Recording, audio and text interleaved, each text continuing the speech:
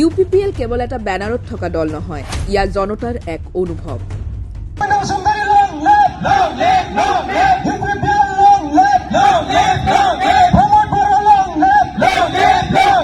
ইয়াৰ বতাহত ভাহি থকা এক শক্তি, ইয়াৰ যুৱ প্ৰজন্মৰ চকুত থকা এক আশা। আজিৰ দিনটোৱে এক শক্তিশালী সত্য প্ৰমাণ কৰিলে। UPPL আজিও শক্তিশালী। ৰাইজৰ হৃদয়ত UPPL পুনৰ জিলিকি উঠিছে। ইয়া কোনো সংগ্ৰামৰ অন্ত নহয়, ইয়া এক প্ৰত্যাৱৰ্তনৰ আৰম্ভণিহে। শান্তিলৈ প্ৰত্যাৱৰ্তন, স্থিৰতালৈ প্ৰত্যাৱৰ্তন, আৰু একেলগে আগবাঢ়ি যোৱাৰ যাত্ৰালৈ প্ৰত্যাৱৰ্তন। আৰু সন্ধ্যাৰ আকাশত সেই শব্দবোৰ প্ৰতিধ্বনিত হোৱাৰ লগে লগে এটা সত্য দিনৰ প্ৰহৰৰ দৰে স্পষ্ট হৈ পৰিল।